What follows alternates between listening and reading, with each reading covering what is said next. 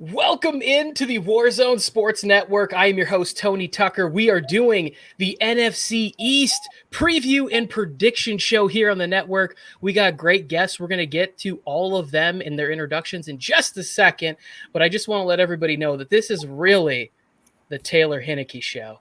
Because it's all happening. Radio, coming to your locale. Got into the third round, better bring the smoke now. Step into the war zone. Step into the war zone. Step into the war zone. Step into the war zone. Step into the war zone. Step into the war zone. Friday night war zone. Friday night war zone. Step into the war zone. Step into the war zone. Step into the war zone. Step into the war zone. Step into the war zone. Step into the war zone. Friday night war zone. Friday night war zone. I'm glad to cut you off there. The next Tony, I already knew too. Jesus, I knew he was going to. The next Tony Romo. We'll get to that later in the show. I am joined by Alex Robson, who does have a college game day show coming up on this network. I believe it airs next week. And then we have Scotty, Fantasy Football Wish List over on IG. Check him out. Always giving great fantasy information. And he comes correct, honest, and funny. It's great stuff. Scotty, thank you for joining us. And we got Jay. Yes, check is in the mail. Jay Fly is with us. He also has a show debuting, I believe, next week sometime called Laughing Quietly to Myself. We're going to be looking at all the fumbles and bumbles and things you wish you could take back in the world of sports through a comedic lens. How is everybody doing? Everybody's good? Great. Wonderful. Yes, I'm ready to talk about the worst division in football. Let's do it. Oh, that hurts. That hurts. I'm sorry, but it's the truth. The truth hurts, man. This is the division. This is the division where it's like, I'm not sure. It could be totally flipped by the end. But let's go ahead and start with the Philadelphia Eagles and a message, eloquent message from Joseph Morley. We have a welcome message from Joe, right? If that's right, let's go ahead and play Joe's welcome message to the show. What's going on, guys? I am excited because today is the NFC East Division preview. What the heck are we going to preview? What the heck is there to preview? Every single one of these teams are garbage. Winning this division is like taking your sister to prom. Yes, you got to go to the dance. You got to go to prom. But it wasn't pretty. It wasn't with somebody pretty. The NFC East is the worst division. And holy heck, I can't wait to see what kind of toilet bowl games they give us this year. All I'm asking for is more of those memes like the crying cowboy fan sitting next to his girlfriend. That was awesome. Let's go, guys. Let's go. We should have just called this the breakdown of the NFL garbage can. Put your gloves on, Tony and Mike, because, gentlemen, we are going through the trash tonight. Oh, my God. Ouch. I don't even know what I'm supposed to do with that exactly. But I mean, in his defense, I think the winner of this division had 7 wins last year or whatever. Like, it's hard to go by. They did. The Redskins did win it with a 7-9 record, but I mean, it was a COVID year, and they had a new coach. He was dealing with cancer treatments. I mean, I can't really stick up for them. It was embarrassing, but they did end up with the 2nd-ranked defense in the league. If Dak Prescott didn't get hurt, they would win the division. You're not going to win with DiNucci. So I mean, last year I think is kind of a fluke, but I can't really stick up for the garbage because they did play like garbage. But I think they could turn it around this division. Well, we shall see. We are going to start with the key additions and subtractions, or whatever the right terminology is here. Alex, take it away. I shall indeed. Now, if you can see on the key departures, they lost a lot of offense, including their longtime franchise left tackle and Jason Peters. They also lose their quarterback, Carson Wentz. They lose one of the longest-standing Eagles, one of my favorite Eagles of all time, and Deshaun Jackson, 3 key offensive players. And then you look at the key additions here. They had a solid overall additions, in my opinion. They also get Steven Nelson to help Darius Slay at the cornerback position. But y'all know who my favorite guy they picked up in this edition. You know me, as a college football nerd, as Tony Tucker mentioned already, Devonte Smith, the wide receiver from Alabama. They had better got this wide receiver pick correct because, good Lord above, they have messed up a lot at that position. But the Philadelphia Eagles, last in the division last year, I think they did solid in the offseason. It's going to be a very weird year for them because I don't think even with the key additions that they have, and those are some solid additions, it's going to be enough. But I think we're going to have to say that one for a little bit later, gentlemen. Absolutely. And here's the thing with the Eagles is that, like, I'm not sure they were going to be much better with Wentz. Like, normally if a team loses a quarterback that's being paid that kind of money, I look at it as like, oh, this is going to just be a downhill trash heap. Like, if Wilson left the Seahawks, it would be over. You know, like, it's like Goff leaving. He was getting paid all that money, and now we all think that the Rams are going to be better because they got Matthew Stafford, who's never won a playoff game. Like, so when you lose a guy that you're paying $125 million to, and your team could possibly be the same or better, I like a lot of the additions that they made. They lost Djax, but they added somebody who I think can fly just as fast and maybe even a better receiver in Devonta Smith. So I think this team is competitive, but maybe not so great. Let's go to J-Fly. Let's hear some thoughts on the 2021 Philadelphia Eagles. So I think the Eagles, I think they have the second best chance of winning the division this year. And I think it's close. I think it's really going to really depend on if they can win those division games, if they can beat the Cowboys twice, if they can beat the football team even just once, and if they can go ahead and beat the Giants once or twice. I think their schedule favors them.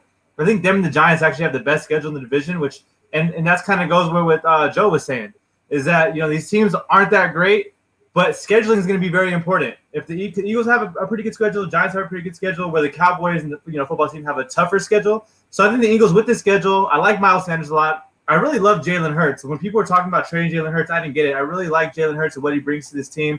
The defense got better. I think there's a good chance that they win. There's a decent chance they win the division. I have them second, a game off of that. Okay. I'll come back to that in a second. Scotty, your thoughts on the Eagles from the football team perspective? Good points. I strictly think it's all on Jalen Hurts' shoulders. It depends on his gameplay. I agree with Jay. I think Jalen Hurts, I don't know the questions about them trading to try to get Watson. I love Jalen Hurts. It's really all on him. I mean, we hear that Devonte Smith's supposed to be good. He's just another Deshaun Jackson to me personally.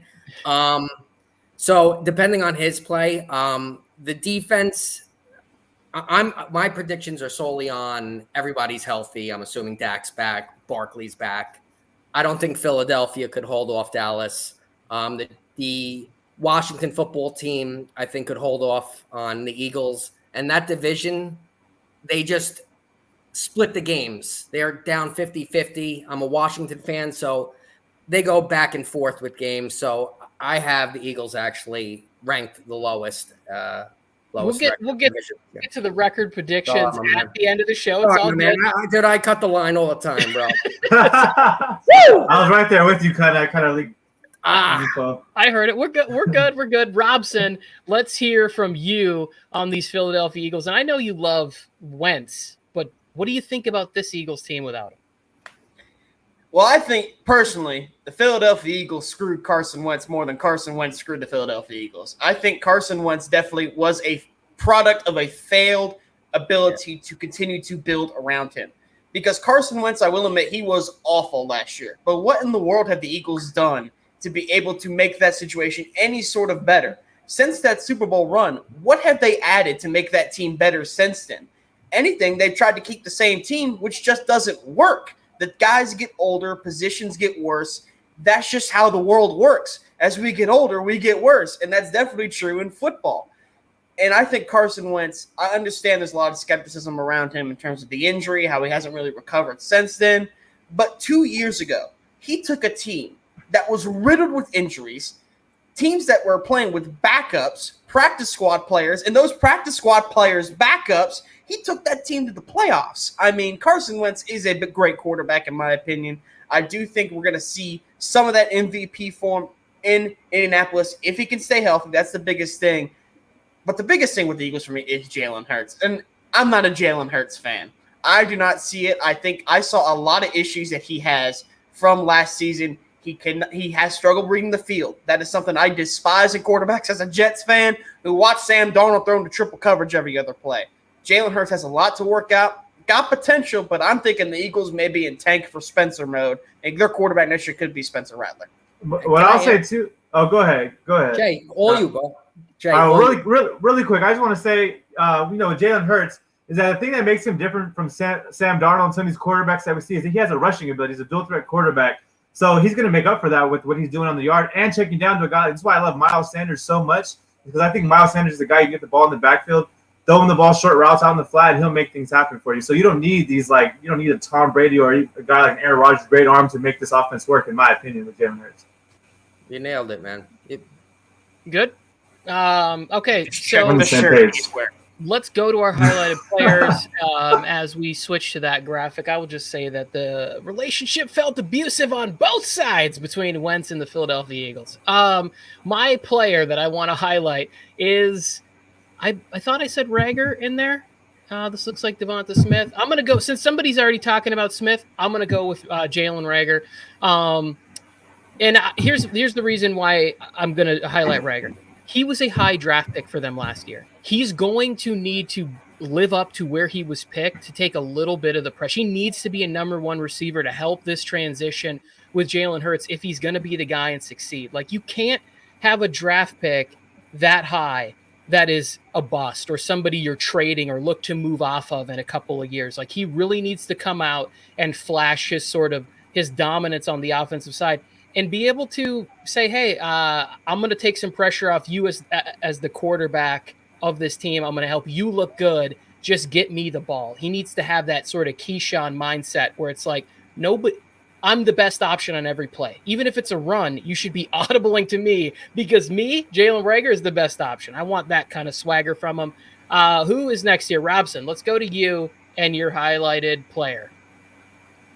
Well, you apparently picked Jalen Rager, even though you got my guy up there. I'm with Devonte Smith, of course, the wide receiver rookie out of Alabama, the defending Heisman Trophy winner.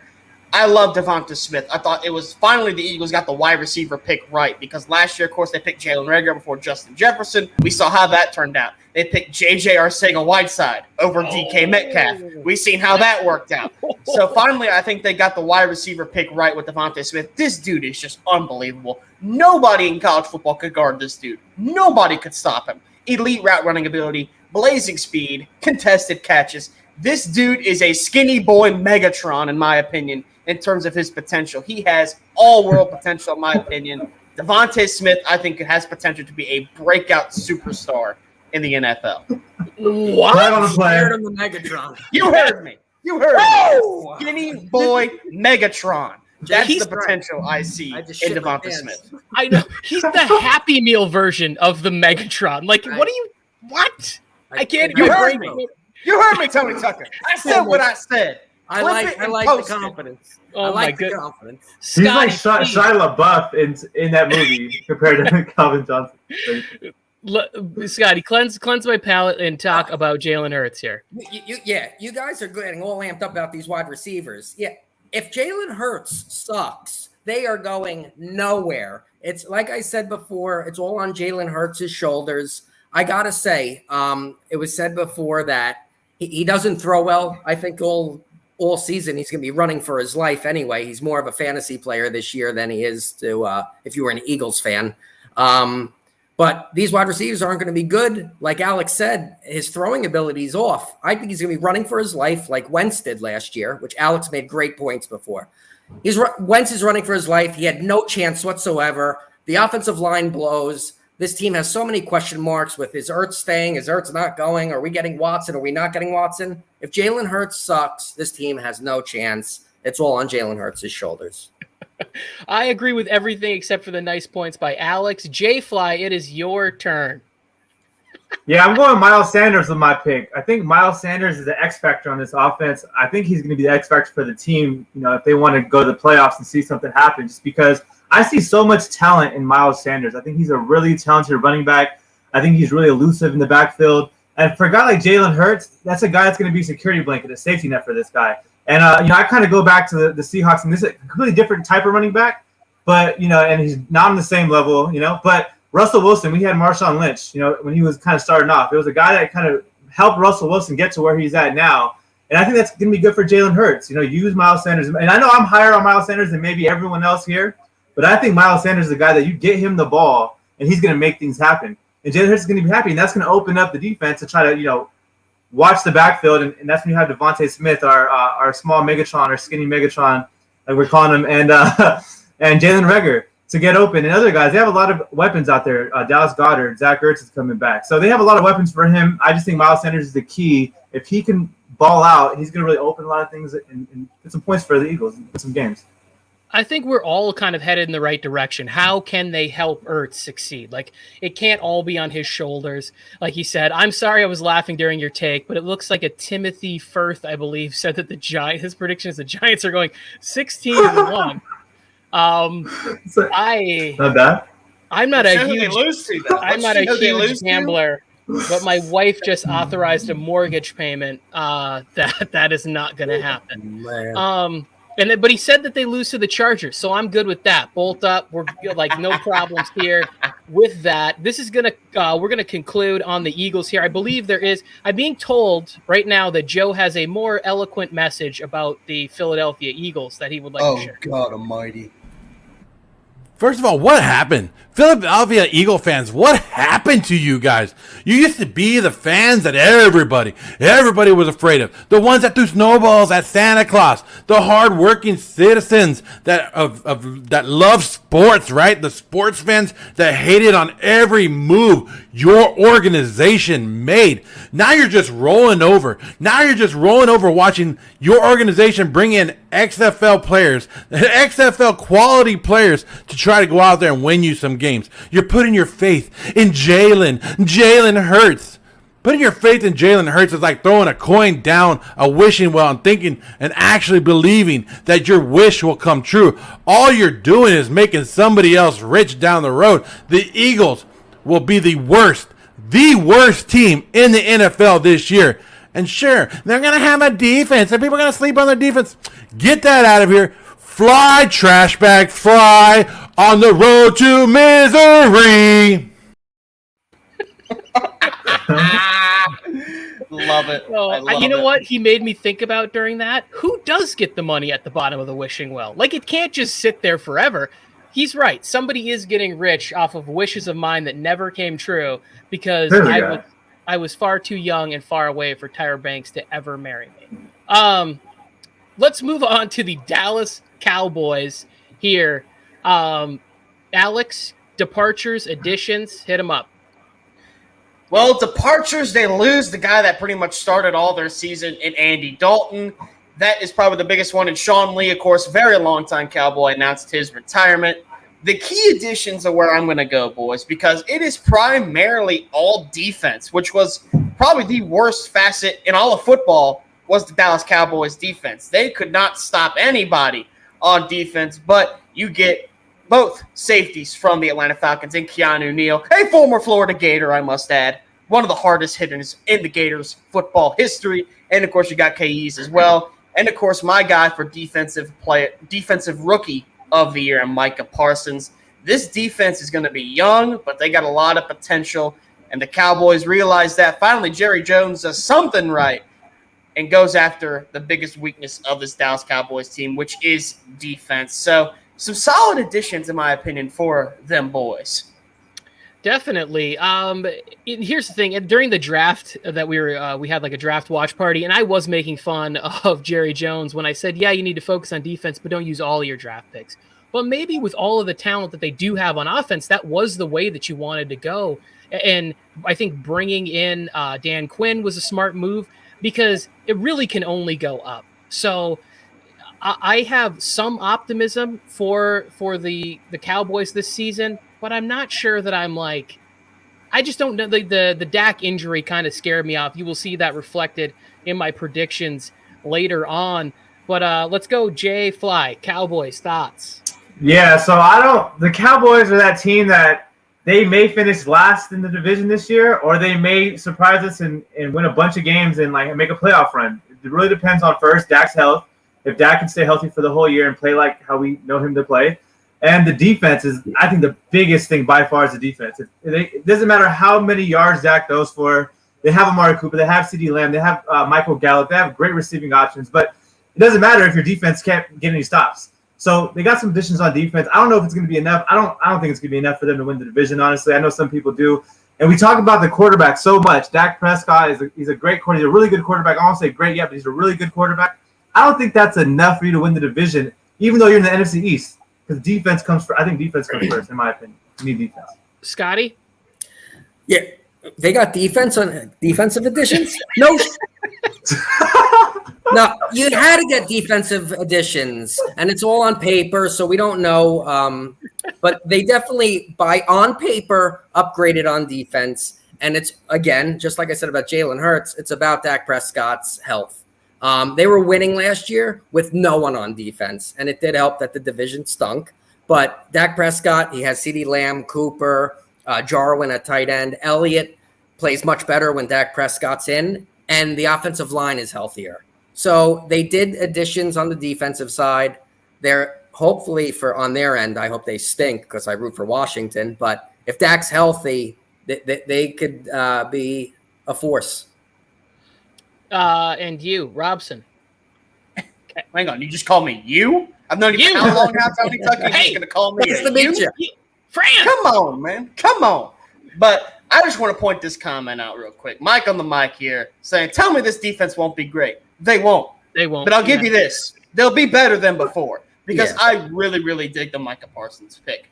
As a college football fan, I watched an absolute crap load of Micah Parsons' tape. This dude's insane. Like, he has all the raw talent to be a great linebacker in this league. It's all about how he's going to develop. And I think that's going to be the main thing for this Cowboys defense. They have a lot of decent pieces, but it's all big what ifs at this point. I mean, Keanu Neil, like I mentioned, as much as I love him as a former Florida Gator, the dude hasn't been healthy since he's entered the NFL. I mean, I think he's torn both ACLs at this point. If he can stay healthy, he's talented, but he hasn't been able to prove that. And that's the thing really with a lot of that defense. There are a lot of prove-it guys that could result in them being really something special with Dan Quinn as a great defensive coordinator, clearly not a great head coach, but a great defensive coordinator. We'll see with the Cowboys. I think they have potential to be, like Jay said, one of those teams that absolutely stinks up the joint because they can't stop anybody again, or one of those teams that comes out of nowhere and shows out to be a pretty damn good football team. So with the Cowboys, it is definitely a wait-and-see kind of deal. And Alex, I'm going to tell you something real quick. I'm telling all y'all right now. I don't trust a Mike McCarthy-led team ever. So I don't trust – that's one of my biggest things. I don't trust Mike McCarthy, like the saying is, as far as I can throw him, and he's a big guy. So I don't trust Mike, and that's the biggest reason why I don't have them win this division. If they had – like, I love Dan Quinn, and I think that's going to have the defense, but I just can't trust a Mike McCarthy team at all. Sorry, Tony. No, it's all good. I was just the other day I was saying, because I was watching Hard Knocks, and I'm like, Mike McCarthy couldn't inspire me to look for water in the desert. Like, I just because you say the F word a lot, Mike, doesn't mean that doesn't mean anything. Like the pregame speeches he gives, and I'm a little biased because he did side with Rodgers in the Favre divorce there, so I'm still a little bitter about that. But I just watching it, and I'm like, I don't know how anybody like him and Mike Tomlin standing next to each other, like I would literally flip a car for Mike Tomlin. And that's just a press game post conference. I'm not even in the locker room next to him. Scotty, you want to jump in? No, Jay's talking about throwing McCarthy and you're flipping cars. You're both going to hurt your backs really bad. Yeah. Your backs are going to blow. Your backs are completely blown, but keep going. That's cool. It's probably a smart car to a Hot Wheel. I wouldn't do any of those things, but that's good.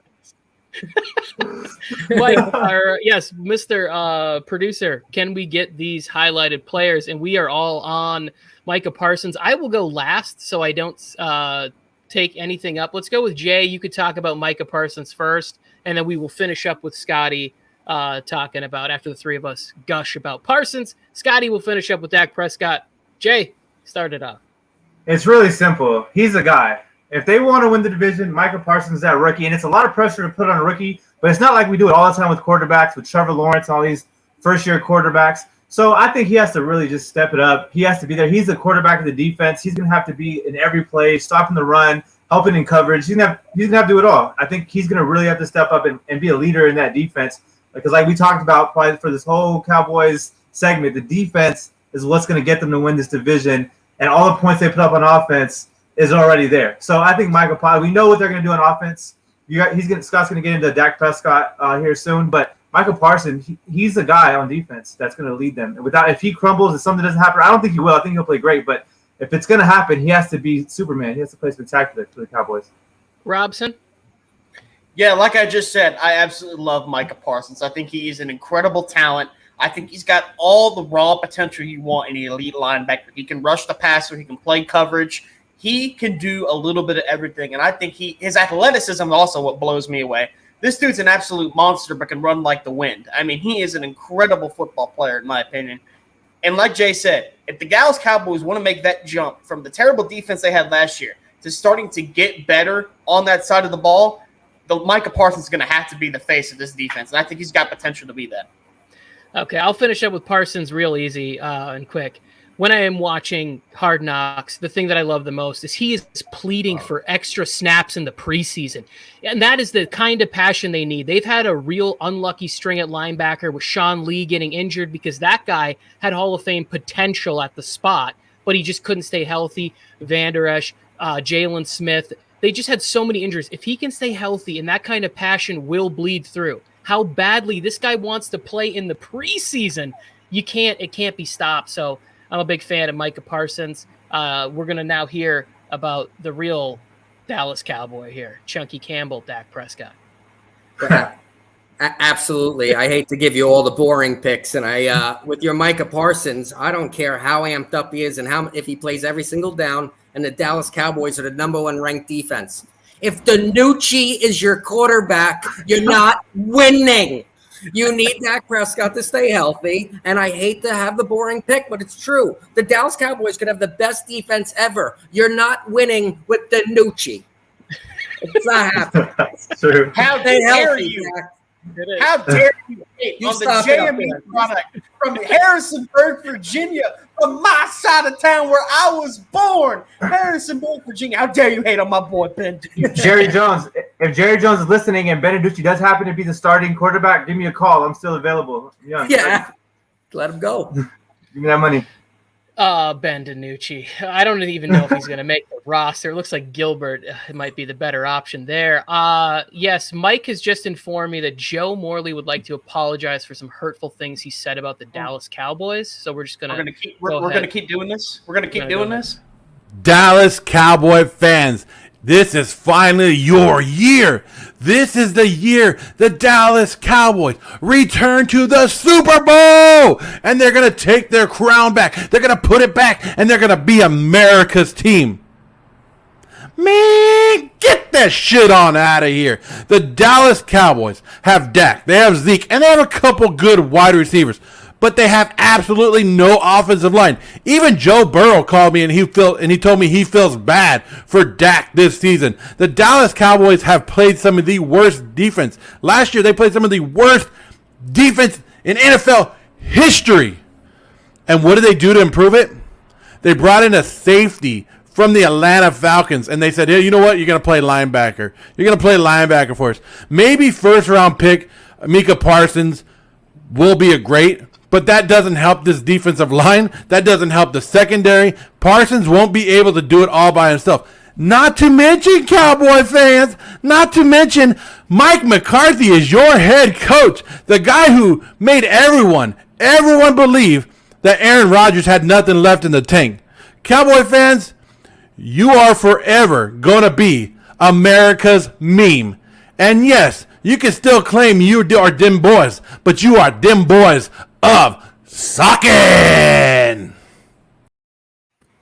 He almost got it right. Like, he was headed in the right direction. I really thought he had genuine things to say. But, you know, what we shall see. We are going to move along to the New York Giants, the beautiful home of Daniel Dimes.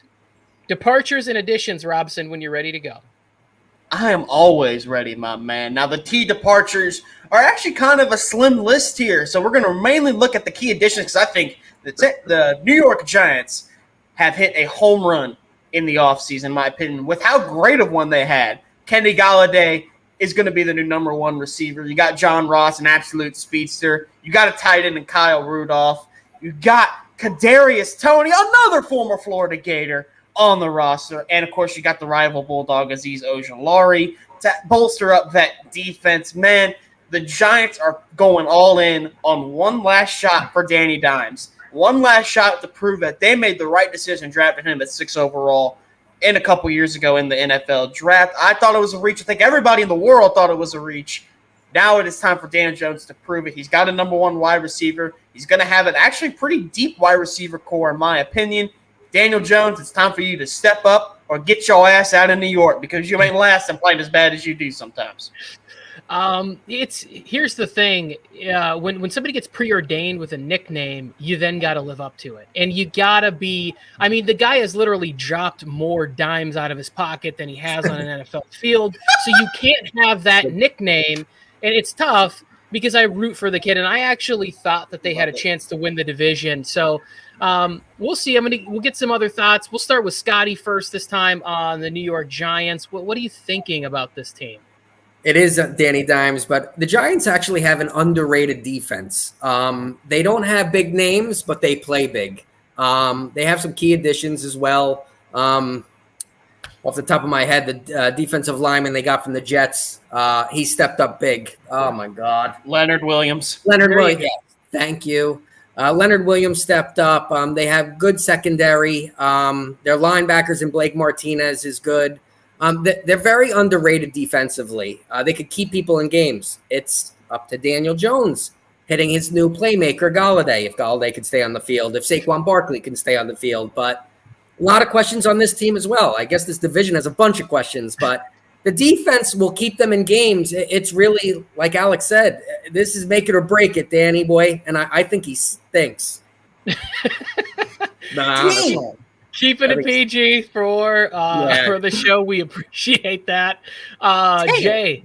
Jay, what do you got on the Giants? So I actually like Daniel Jones. I think a more appropriate name my friend actually came up with, it was Dashing Danny or Dashing Daniel. He's a fast guy. He's super athletic. He can run. We talk about dual threat quarterbacks, and we have names like we just talked about Jalen Hurts. We talked about obviously Lamar Jackson. But Daniel Jones' name doesn't come up as much. But we've seen what he can do, although he does fall over himself sometimes when he breaks big runs. But he's really athletic. I think he's going to have a bigger year this year now that he has Kenny Galladay with him. Saquon's back. I think Saquon's by far the best running back in the division. I know Antonio Gibson, your guy, I'd have him second. But, and Miles Sanders third. I'm not big on Zeke. But anyway, Saquon Barkley, Kenny Galladay, Evan Ingram. The defense, I think, is really good. I think they're gonna win the division just based off of that. And Daniel Dimes is taking that next step up. Just has to finish these plays and finish these games and get those W's. Robson. That you mentioned Daniel Jones being athletic, which I will admit he is, but then you have to remember the dude fell flat on his face in a primetime game. You can't be athletic and do that. I wouldn't have done that, and I'm a big fat boy. Come on now, man. I eat a Popeye's biscuit every single morning, and I could not make that kind of play that Daniel Jones did. Come on now, man. We've all said it. This is Daniel Jones. This is all on Daniel Jones now because I think the Giants have a decent guy in the front office. I think they have a great head coach, in my opinion, in Joe Judge, a guy that can lead people and be a great – reminds me a little bit of Rex Ryan in a way where how he just coached people. He was a player's coach. He inspired you to play an absolute 100%. And like you said, Scotty, they got a great defense, in my opinion. They have guys that will get after the quarterback. They have a solid secondary. This offense has been the thing that's been missing, though. But now Daniel Jones, you have a decent wide receiver, one in Kenny Galladay. Going to have Saquon Barkley back healthy, we hope. There's going to be no excuses this time around. You've had some excuses been able to throw your way these past couple years. The guy's not being healthy. Daniel Jones, it's all on your shoulders now. You're playing for your career now, big fella. Let's see what you got. Okay, before we get into these players real quick, Robson, can you give me a what in the Blue Devil hell on Daniel Robinson? Like, give me because he was a Duke Blue Devil, right? So give me one of your, you what in the blue hell? Give me a good, what in the Blue Devil hell? It doesn't happen by command, Tony Tucker. Okay, you're right. Too much pressure. You're right. Let's go on to the key players from the Giants. Danny Dimes, I will start. Looks like I'm the only one with him here. And you guys all touched on a lot of the stuff. You have to get it together this year. You can't you can't use a pick on Tony in the first round. You can't have a tight end as talented as Ingram and not get him the ball. You bring in Galladay. They already had Slayton and Shepard. These are serviceable wide receivers. You have to hang on to the ball, and you have to be able to live up to where you were picked as the number 6 pick, even if it is just shepherding them to wins, not messing it up for Joe Judge and that defense. It's a weird situation where I look at a team that won with a quarterback that couldn't inspire anybody either. Like he would just everybody would make fun of him for being a mouth breather and stuff. So the bar really isn't that high for quarterback play. It's Eli Manning who he's a Hall of Famer because he won 2 titles. But how many times was he even a top 5 QB in the league? Never. So it's not like you're replacing Marino or a legend. You're replacing Eli Manning. It should be somewhat doable, I think. So that's why I picked him. Next, Tony, I want to comment on that real quick because I know I was on this on the Warzone Sports Network and we were debating. I brought it up. Daniel Jones MVP at some point in his career, and the only reason why I want to kind of bring Daniel Jones. I know that was wild, but I want to bring Daniel Jones up one last time. Is we just talked about Jalen Hurts and his supporting cast that's going to help him succeed. Daniel Jones has the best supporting cast in the division. I think he has arguably the best receivers with Dallas. He has the best running back. So, and I think he has the best tight end, Evan Ingram. So, I think he's going to succeed. But we can go on and talk about everyone else that's going to help him. But I think Daniel Jones sleeping on my guy right now. He's not even my guy. He's now my guy after today. No, I mean, if I was sleeping, I'd like to wake up and see some good play. But awake or asleep, it's just been average to bad for the last years. He's a turnover machine. He fumbles the ball, he throws the pickoffs, and he doesn't read well. I see what you're saying, Jay, that he has the athletic ability and all, and he does have weapons, but he's a turnover machine. He reads wrong. I don't like him personally. Yeah, I don't think he'll be here after this season. Yeah. Tony Tucker, you're going to get it from me. Jay, what in the blue hell are you talking about them having the best weapons of the division? Are you just going to forget about what the hell Dallas has over there? Amari Cooper, a top 10 wide receiver, in my opinion. You got probably the best young wide receiver in the NFL in CeeDee Lamb. You got a great wide receiver 3 in Michael Gallup. You have a solid tight end. You have a great quarterback in Dak Prescott. I mean, the weapons are endless in Dallas. How the hell are you going to compare that to Kenny Galladay, Sterling Shepard, and Kadarius Toney? How in the hell are you going to compare them to? That's just insane. Well, my biggest were Barkley and Ingram. So you left them out. Those are the biggest guys. It was a giant statement. A guy that can't stay healthy in Saquon Barclay. He hasn't played a full season since he's made it into the NFL. And then Evan Ingram, who's fast for a tight end. I give him that. But other than that, what the hell else has he proven? What's the ball? This is not comparable at all. The Dallas Cowboys have some of the best weapons in football, let alone what they got in the division. It is easily the best offense in the NFC is easily the Dallas Cowboys in terms of weapons and what they can do with it. We saw it when Dak Prescott was healthy. This offense was scoring 40 points a game. They just couldn't stop anybody. But that's another argument for another time. Let me calm down. I got Tony Tucker. It's easy to score 40 points when you're down by 3 touchdowns late in the third quarter. And they won They won games because of it. I mean, whatever works. All right. Anyway, let's move on. Yeah, everybody got their shots, and I never want to talk about Danny Dimes this much ever again. Let's go move on to who do we want to go to next? Let's go to Kenny Galladay and Robson here, and then we'll work our way the other way. All righty. Kenny Galladay brought in to now be the wide receiver 1 for this Giants football squad. So he's going to have a big role, in my opinion, in what the potential for Danny Dimes will be. If Daniel Jones can find him and make him truly the number 1 wide receiver, we're going to have no issues. But Kenny Galladay got paid big money to be a wide receiver 1. Can he step up and be that wide receiver 1? That remains to be seen. This is truly his opportunity to show out and ball out. Kenny Galladay, prove you're worth the money and make Daniel Jones look like something other than the biggest bust of that draft class. Please, for the love of God. Nice. Scotty, you're up with Saquon Barclay. All right. To be honest, Joe Judge is actually, I was shocked with the signing last year when they got him as the coach, but he has the players playing hard behind them. The defense, as we mentioned, is an underrated defense.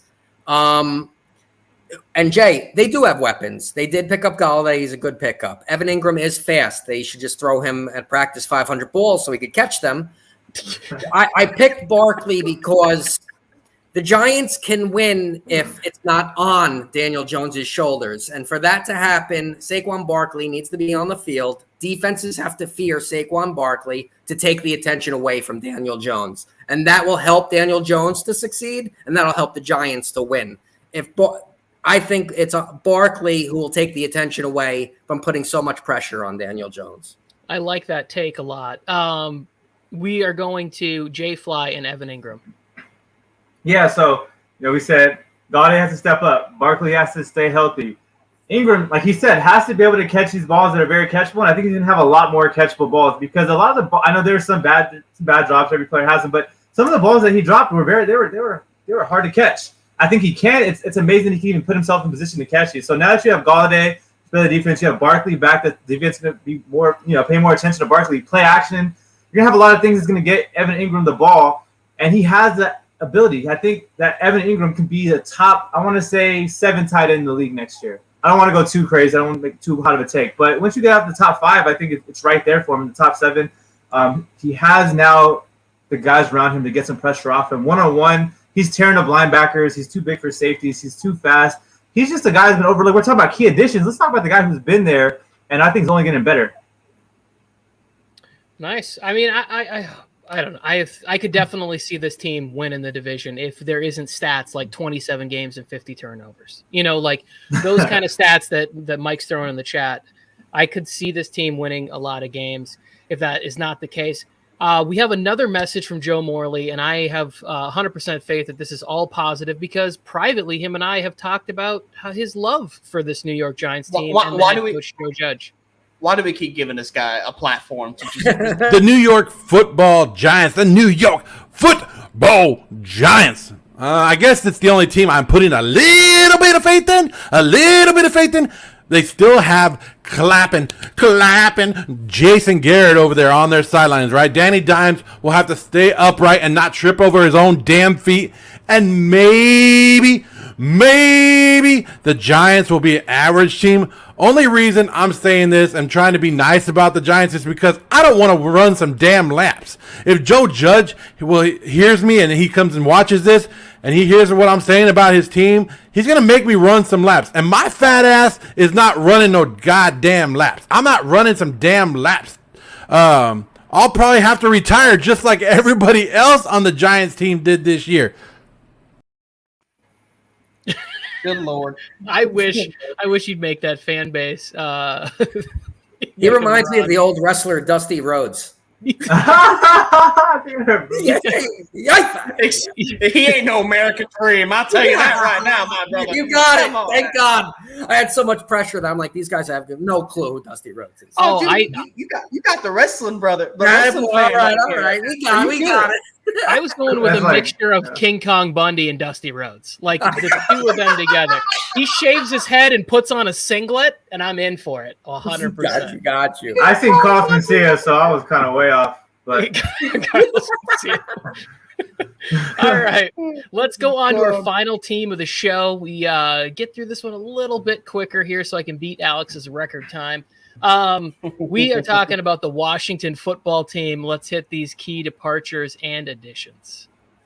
Well, ladies and gentlemen, there is a new quarterback in town, and his name is Ryan Fitzmagic, a.k.a. Ryan Fitztragic, a.k.a. Ryan Fitzpatrick.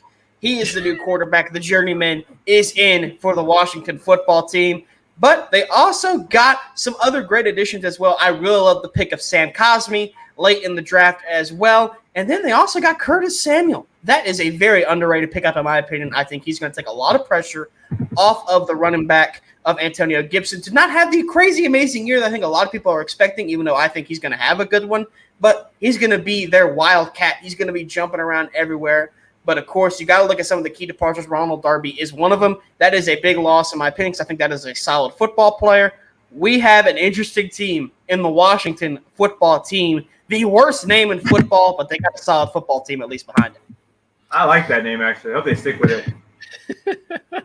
I will say this. I like the additions better than the subtractions for this team. And I think that even when you look at guys like Curtis Samuel and Chris Humphries is another guy, he's a lot better for real football than he is for like fantasy, like something that I'm obsessed with. But when you look at it, like they brought in the right pieces to kind of have a functioning offense. The defense is great. I have high expectations, which will be reflected in the reveal of our final predictions coming up in about 10 minutes. But we have a Washington football team here, a fan with us. Let's he's a Riggins jersey in the back. Talk about your boys. That's when we were good. Yes. It's been a while. Joe Gibbs is smiling somewhere right now. Absolutely, man. Go to town, Scotty. Yeah, you guys grab your pillows. No, like I said before, Ron Rivera's came. He was new to the team last year. They went 7-9, but you got to take in consideration. He came, he had no training camp. He did not meet the players face to face. He was dealing with cancer treatments where he had to leave the game at halftime. Half the season was a wash. And then he started with Haskins. He really didn't want Haskins, but he wants a culture change. It's impossible to come to the team and then cut Haskins. So he had to give Haskins a chance knowing he was horrible. Then you're dealing with 4 quarterbacks all season. One of them has one leg. And you still come away with 7-9 record. You still have players playing for you, and you end up with the second-ranked defense in the division. Not division, second-ranked defense in the league. So, I mean, even though they had a losing record, that's a win for them because they've been a complete joke for the last 20 years. Washington football team has been a joke. Ron Rivera turned them around, and I think they're a year away from Super Bowl contention. They're not there yet. Fitzpatrick is a bridge. You're going to see a big quarterback there next year, but they're headed in the right direction. I love it. I'm all for it. I'm all for it. Let's go to J Fly next. Yeah, so Tony, the Washington football team had a special place in my heart last season, so I played real close attention to him. I was rooting for him, and I think that they took definitely a step forward. Ryan Fitzpatrick, I love Terry McLaurin, one of my favorite wide receivers in the league. I love Chase Young, probably my second favorite D lineman behind, of course, Aaron Donald. So, I mean, the team is great. The team, again, I think this year is just going to be, if they can win big games, they'll go really far. I've seen something Fantasy Focus, something like that, said that they'll be in the NFC Championship game this year. And I think it's possible as long as they can avoid, Tom Brady and upset the Rams or something like that. But, I think they're really good. And like I said, they're like the Cowboys, especially because of their schedule. It's really, if they can get those big wins, they'll be great. If they can't, they'll be bad on paper. Right. Robson. All right, well, Joe Morley's burner, I may answer this question for you because I'm going to pitch 2 guys to him here in a second. But I like the football team. I know Ryan Fitzpatrick is not the massive, big quarterback change they think they needed to be a great team. But I don't think they needed a huge change because what they had last year, and they were still solid, this defense is what's going to be carrying this football team. And I think for the foreseeable future, depending on the quarterback situation, this defense is outstanding. It's going to be outstanding because you got Chase Young, who I think is going to be an absolute freak of nature for the next 15 to 20 years at the defensive end position. But, Scotty, I want to pitch 2 names to you here. I want to pitch 2 names. Give them. For quarterback position long-term, anyway. What do you think about Malik Wills, quarterback of the Liberty Flames from Lynchburg, Virginia? What do you think about him potentially being your future quarterback? Who? He's solid. Malik Wills. Dude, hold on, you got me off guard. Who? Yeah. They're talking about him being a top 5 quarterback next year. Mike, get that off the screen. None of y'all doing future draft. He is projected to be a top 3 quarterback last year. I recommend, because of course Liberty's not a huge name. I guess just because I am from the state of Virginia, I watch a lot of Liberty football. But go and watch some people dissecting the film of Malik Wills. This kid is incredibly, incredibly talented. Got great mobility. I think he's going to be a very, very talented quarterback, in my opinion, in the next draft class. But I know we're thinking way, way ahead there. But maybe, potentially, here's a name I know you'll know. Say the football team doesn't do very well. Say Fitzmagic turns into Fitztragic. What about maybe a Sam Howell? That is a potential if you guys have a bit of a struggle there. If you don't know who Sam Howell is, I'm going to kick all y'all out. I have that power now. But No. I'm gonna be honest with you. I've been rooting for this team for so long. We tried with the Jason Campbell. We tried with the Dwayne Haskins. We tried with the Patrick Ramseys, with the drafts. I want a guy, either a trade, go after. They're not going to go after Watson because of the culture. I know this is going to sound crazy, and we're going to lose viewers on this. If Aaron Rodgers, because he's leaving Green Bay, bring Aaron Rodgers over here with a good defense and with Terry McLaurin, and give me just a veteran quarterback. They tried to trade for Stafford this year. They inquired about Aaron Rodgers. They want a veteran quarterback, and that's what I want. I don't want a young kid anymore. I want that veteran guy. Aaron Rodgers is kind of too old for me, to be honest. So off the top of my head, I just want a veteran quarterback. Yeah, I think that putting this team in a rookie's hands is a big mistake with that kind of defense. Like, if you can just let's just go to our highlighted players, and I'll get into that when I get to the predictions on the team there.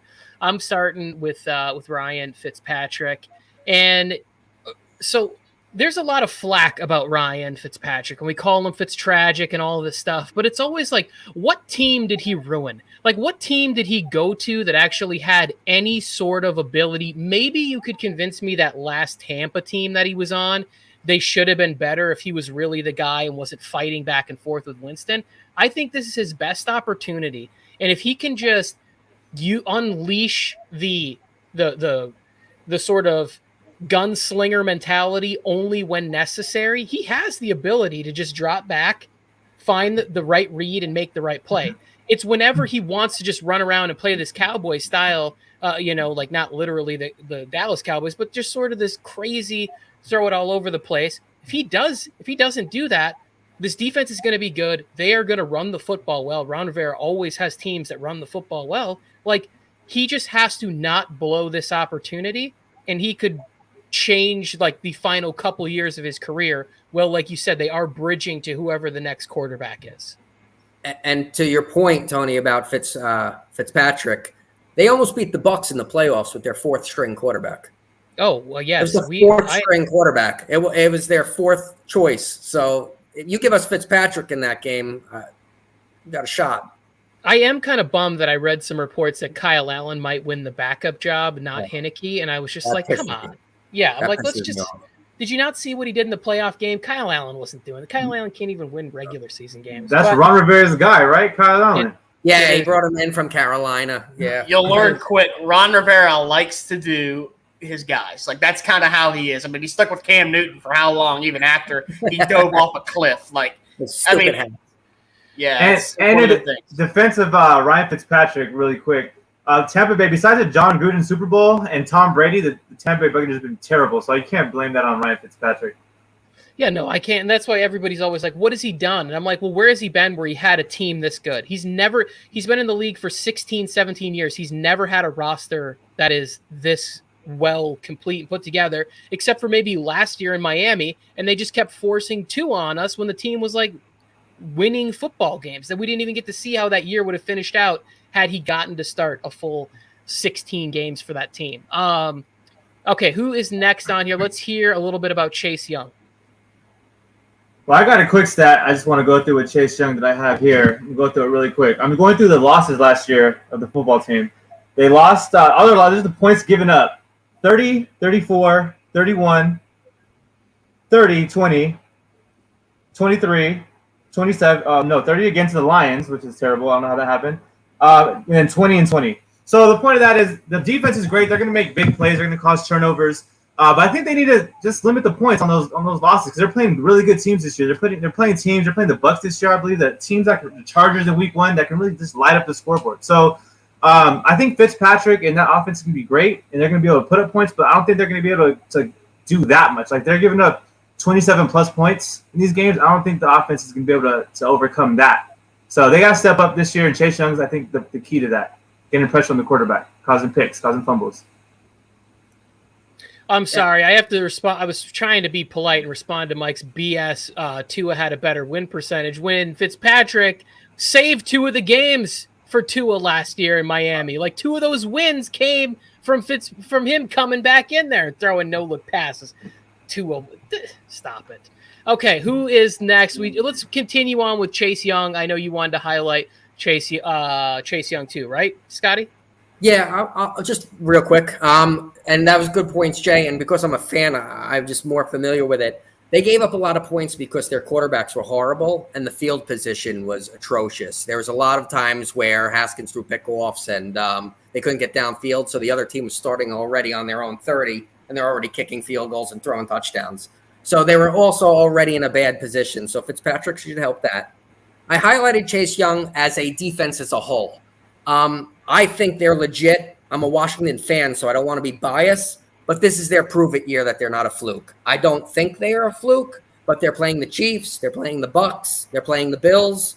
These are games you got to prove that you're the real deal. So I think they are the real deal, but now they have to prove to the league they're not a joke anymore, and they're a team to be reckoned with.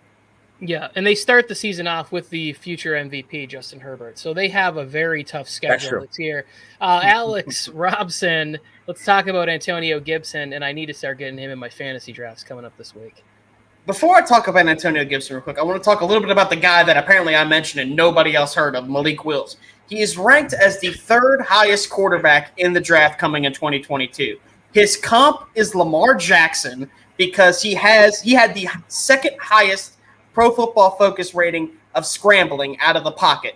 The only guy ahead of him was Justin Fields, and we all talk about Justin Fields like he's God. So watch Malik Wills. Go watch some tape of him, please, if you haven't heard of him. Mike, I know you haven't heard who that is. You'll learn quickly. Trust me. Now, that's like a personal friend. Oh, go ahead. Nah, he had a personal friend. I wish I had friends like that. Trust me. But anyway, I barely have any friends. Come on now, guys. But anyway, let's not get depressing, and let's talk about Antonio Gibson a little bit. Antonio Gibson, I believe, is going to have to be a main focal point for this team because I believe Ryan Fitzpatrick's not going to win you a lot of games in terms of what he can do.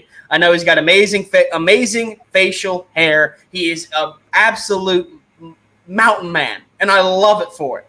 But the thing is, he has moments where he's great, and then he has moments where he's absolutely terrible. And in those days where he's absolutely terrible, I think they're going to have to lean on the run game and Antonio Gibson a lot. So I think he's going to be a main focal point of this offense. I loved what I saw in his rookie year. I think he has got potential to be a big-time player, maybe one of the better running backs in that division. That's saying something because that division in terms of running back is loaded. So I think there is a very, very good chance that he turns into a great running back if given the opportunity, if the football team is smart and gives him that opportunity. Oh, I'm sorry. I'm frustrated. Washington bores everyone. No, it's not about the boring thing. It's like we all like every team has to flip over and play the first place schedule the next year. I tend to like teams that have a better defense, right? Like if you have a better defense, you're more equipped to deal with teams that have greater offenses. Let us get into the final projections here. Is that graphic up there? I don't know if we have it or not. My, oh my, we're talking about the Washington football team. Washington has greatly improved this year. I can't believe it. I can't believe that they were able to go out there and sign Ryan Fitzpatrick. I mean, how did they pry him away from all 31 other teams? I mean, wait. No other teams are going after him? He was going to retire? Oh. I mean, the history that Fitzpatrick has of leading his teams to the playoffs is well worth signing them, right? He hasn't done that either? He's never made the playoffs? Oh. So the football team, you know what? The football team has a better chance of getting a real name for this year than going back to the playoffs. Who cares if you could play great defense if you're still losing games 13-10? If your offense still isn't putting up points, then a great defense is a waste, right? It's garbage. This team played above their heads last year. We all know it, and they will come back to reality this season. Unless all other 31 defensive coordinators are scared and all of a sudden can't find a game plan to stop Ryan Fitzpatrick, the football team and their fans are in for one long season of losing. Oh, I didn't even know that was coming. I would have prepared you guys for it. Here's the thing with the whole division. We all think that we could, like in other divisions, we kind of know what's happening with the South. Like we look at that, like Tom Brady, we feel good about that. We feel good about the Packers in that division. In this division, really the Giants could win. Like I could see really any team winning except for maybe the Eagles. Like that's why we're going to play the games. Like maybe Jalen Hurts really is that great, and maybe the defense is that underrated. We're going to see. Let's get to our final predictions, like foreshadowing for the season. Who would like to go first? Okay, I can go first. Oh, go ahead. Let's go, Scott. Yeah, you. No one wanted to. Somebody just stopped on my toe. No, I'll go first. I'll go first. I actually have Dallas on top. I like we mentioned, I think they're going to score 30 to 40 points a game. Their offense is good. It's heavily on Dak. Their defense was atrocious last year. They, on paper, got better this year. They focused on it. And with scoring that many points and getting a little bit better on defense, I think they take over the division. Because if Dak stayed healthy, they would have won last year. Oh my goodness. Yeah, I can't even get support. I'm the only one who picked. I'm looking at this graphic. I'm like the only one who picked Washington to win the division. I'm sitting here with a Washington football team fan, and I'm the only one who's going to give them love. Like I said, the division could go in any direction, but I got the Eagles down there at 5-12. And I think it's not a bad thing. I think it's a competitive 5-12. I just think they lose out on more of the close games than they're going to win. I'm not sold the fact that Daniel Jones can lead this team, a team with another good defense. So I kind of have them middling, and I think that sort of by November, we're all having the conversation about like, oh yeah, the Giants are also going to be, like trying to trade up and get Spencer Rattler or this kid from Liberty that Alex won't be quiet about. and then we go to the Dallas Cowboys, and my thing with them is that the Dak thing kind of scares me a little bit, right? Like if I'm looking at Dak Prescott, it's like he's coming back from a major injury. Now the shoulder's a little like where is he going to be consistently at the health point for the whole season? And this is the one team where I don't like the defense at all. These other three teams, I think all have great potential on defense. And then Washington, I just believe Ron Rivera is not like the safest coach in this division, the one I have the most confidence in being able to put together and keep the team cohesive. We still are dealing with a lot of COVID stuff. And I think the man will command a certain amount of respect, and everybody will be smart and be there and not be getting suspensions and stuff like that throughout. Not suspensions, but you guys know what I'm talking about, like the COVID. Yeah, Cole Beasley's up for that. I heard a 4-game suspension. That's like a side note, but it's crazy. Yeah, Washington winning the division back to back. I like that, Rambling. Rambling Rio, I believe, has a YouTube channel. So does the Bird Gang. Go check them out. It's all about the Philadelphia Eagles. Rio's is all about the Washington football team. They're building great communities. Get there, subscribe to them, and support them as they're supporting their teams throughout the year. But yes, whether it's Fitzpatrick or it's Taylor Heinicke, Washington's going to be on top of the division at the end of the year. I will be right. I look forward to being victorious. Let's go to J-Fly next, and we will finish up with Robson. So keep that graphic up for me because I'm right there. I have the Giants winning the division with an 8-9 record. I think they'll split the division games. I think they'll be able to still win from the Raiders, Chargers, Dolphins, or Bears. They play them in the season. I think they'll beat the Falcons. They play the Saints really early before Michael Thomas should be back. I think they'll beat the Saints, the Panthers, and they play the Broncos at home. So I have them win those games. And then the football team, let's go down to the bottom of my list. I have them at 5-12.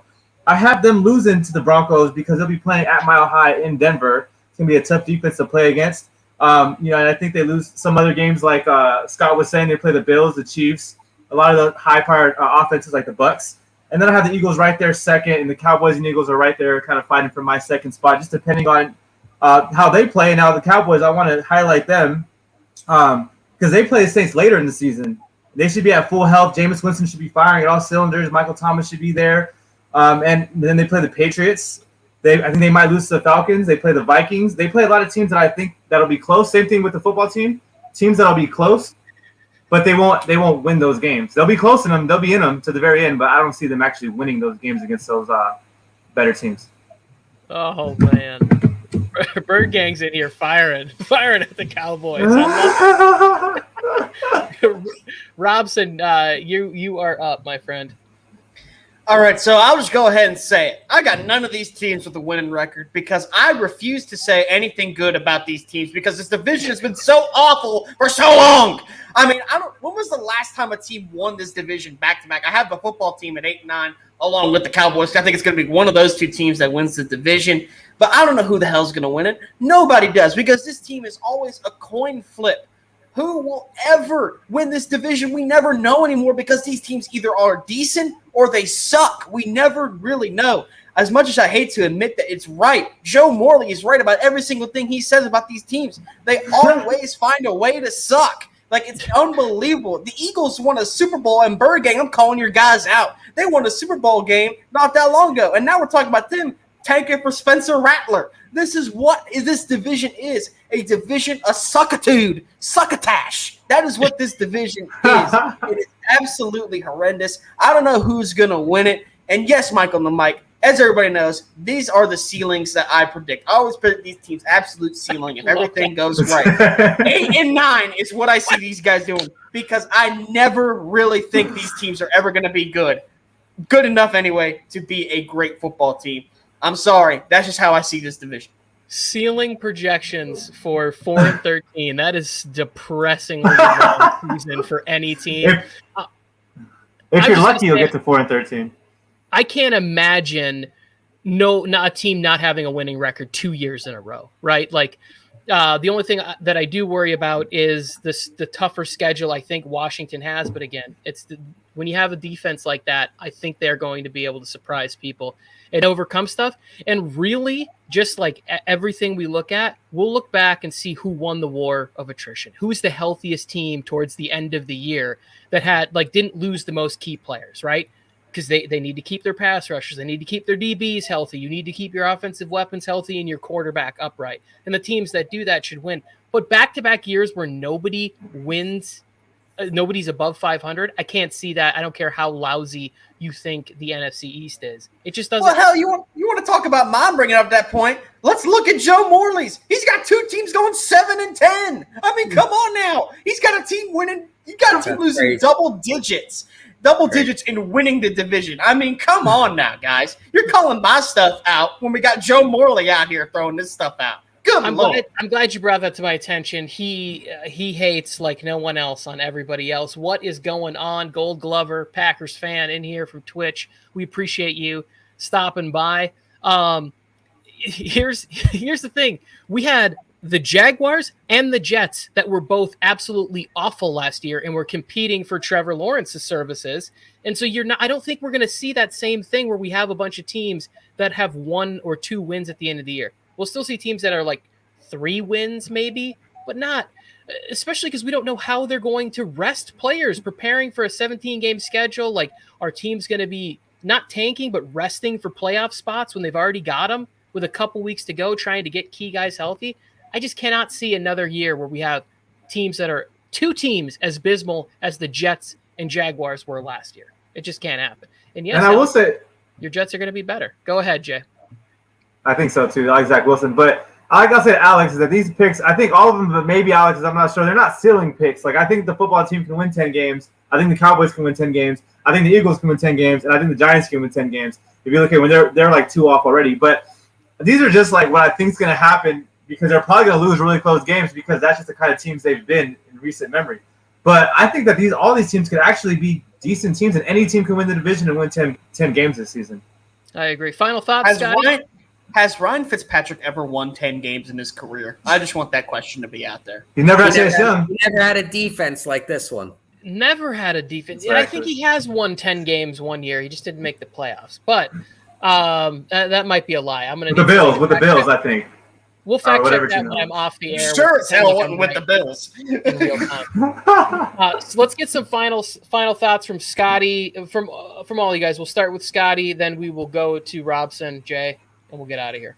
No, I mean, Alex made a point. This division, I mean, I think in the 90s we dominated, but it's been a while since we came back on the map. But I think everybody's going to be in a different direction. Last year was a fluke, like I said, and this division's going to be better than last year. They're not going to be no Kansas City Chiefs, but everybody's going to be moving upward, I think, in this division, and it's not going to be like Joe's 7-10 teams. You guys dominated in the 80s, I believe. 90s, we took out 90s? the Bills. The Buffalo 92. Bills couldn't beat the East. 92. 90, the Giants beat the Bills. 91, the Redskins beat the Bills. 92, the Cowboys beat the Bills. Then the Cowboys beat them again. We dominated them in the 90s. Yeah, well, that's what 80s. like, Washington won in the 80s too. I'm just saying the East Division took over. Oh, I see what you're saying. I'm sorry. I Washington was in the 80s. Yeah, Washington was in the 80s, but the NFC East we're talking. I'm sorry, Tony. Are we talking about the NFC East or Washington? I'm not sure. I was unclear. I was unclear. I'm sorry. Yes. NFC East dominated in the 90s. All good. Thank you for clearing it up. Robson, final thoughts from you, and then to Jay. Well, I'm just glad, first off, that Tony Tucker, you didn't break my record. And Phil K, I ask myself this question all the time, as anyone can see. That's just chilling there. I don't know what the hell has happened in this building that I live in where they just have the fire hydrant right in the middle of the damn room. But I'm not going to ask questions that I don't have the answer to. So, Phil K, I have no idea. It's probably there because I knew when I was moving in here, I was going to bring the hot takes that I always do. So there's your answer. I bring the hot takes, Phil K. That's my final thing. I love it. Jay Fly, you, final thoughts.